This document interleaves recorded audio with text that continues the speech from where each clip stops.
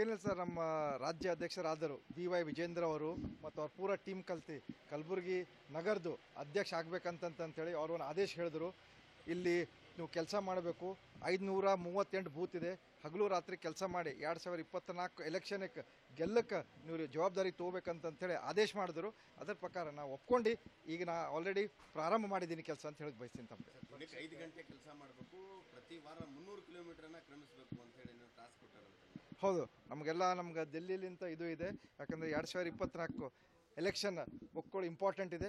ಮತ್ತೊಮ್ಮೆ ಹ್ಯಾಟ್ರಿಕ್ ಪ್ರಧಾನಮಂತ್ರಿ ನರೇಂದ್ರ ಮೋದಿಜಿ ಅವರಿಗೆ ಮತ್ತೆ ನಾವು ದೆಲ್ಲಿಯಾಗಿ ಕೂಡಿಸ್ಬೇಕಂತ ಹೇಳಿ ನಮ್ಮದು ಟಾರ್ಗೆಟ್ ಇದೆ. ಅದ್ರ ಸಲಕ ಭಾರತೀಯ ಜನತಾ ಪಾರ್ಟಿ ಪ್ರತಿಯೊಂದು ಕಾರ್ಯಕರ್ತರು, ಪ್ರತಿಯೊಬ್ಬರು ಮತದಾರರು ನಮ್ಮ ಪಕ್ಷನಾಗ ನಮ್ಮ ಸಪೋರ್ಟ್ ಮಾಡ್ತಾರಂತೇಳಿ ನಾವು ಅವ್ರ ತಕ್ಕ ಹೋಗಿ ಅವ್ರಿಗೆ ಮನವೊಲಿಸೋದು ಪ್ರಯತ್ನ ಮಾಡ್ತೀವಿ ನಾವು.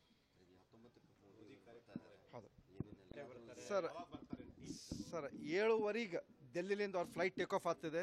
ಕಲಬುರ್ಗಿಗೆ 9:30 ಏರ್ಪೋರ್ಟಿಗೆ ಇಲ್ಲಿ ಲ್ಯಾಂಡ್ ಆಗ್ತದೆ. ಇಲ್ಲಿ ಬಂದು 20 ಮಿನಿಟ್ಸ್ ಲೈನಪ್ ಇರ್ತದೆ. ನಾವೆಲ್ಲರೂ ಲೋಕಲ್ MP, MLA, ex-MLA ಎಲ್ಲ ಲೀಡರ್ಸ ಮತ್ತು ಕಾರ್ಯಕರ್ತರು ಅವ್ರಿಗೆ ರಿಸೀವ್ ಮಾಡ್ತೇವೆ. ರಿಸೀವ್ ಮಾಡಿ ಅವರು ಚಾಪರ್ನಾಗ 10ಗೆ ಇಲ್ಲಿಂದ ಸೋಲಾಪುರ್ಗೆ ಹೋಗ್ತಾರೆ. ಸೋಲಾಪುರ್ನಾಗ ಪ್ರಧಾನಮಂತ್ರಿಯವ್ರ ಕಾರ್ಯಕ್ರಮ ಇದೆ.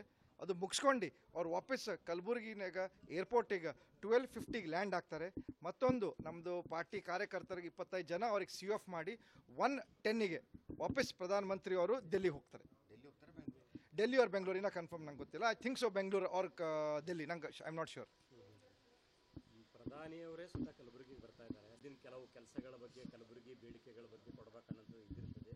ಏನು ಅವ್ರಿಗೆ ಸನ್ಮಾನ ಆಯಿತು, ಸ್ವಾಗತ ಆಯಿತು, ಅದನ್ನು ಬಿಟ್ಟು ಮತ್ತೇನು ನೀವು ಅವ್ರಿಗೆ ಮನವಿ ಕೊಡೋಂಥದ್ದು? ಇಲ್ಲ ಸರ್, ಅವ್ರಿಗೆ ಮನವಿ ಕೊಡೋದೆ ಅಂತಂತಂದರೆ ನಾವೆಲ್ಲರೂ ರಿಕ್ವೆಸ್ಟ್ ಮಾಡಿದ್ದೇವೆ. ಮೀಟಿಂಗ್ನಾಗ ನಾವು ಡೆಲ್ಲಿ ನಮ್ಮ ಅಧ್ಯಕ್ಷರಿಗೆ VY ವಿಜೇಂದ್ರ ಅವರಿಗೆ ಮತ್ತು ನಮ್ಮ ಪೂರ ಟೀಮಿಗೆ ಕಲಬುರಗಿನ ಏನು ಟೆಕ್ಸ್ಟೈಲ್ ಪಾರ್ಕ್ ಅನೌನ್ಸ್ ಮಾಡಿದ್ದಾರೆ, ಅದಕ್ಕೆ ಅಲ್ಲಿ ಫೌಂಡೇಶನ್ ಸ್ಟೋನ್ ಹಾಕಬೇಕು ಅಂತಂತೇಳಿ ಓಪನಿಂಗ್ ಮಾಡ್ಬೇಕಂತಂತೇಳಿ ವಿನಂತಿ ಮಾಡಿದ್ದೆವು.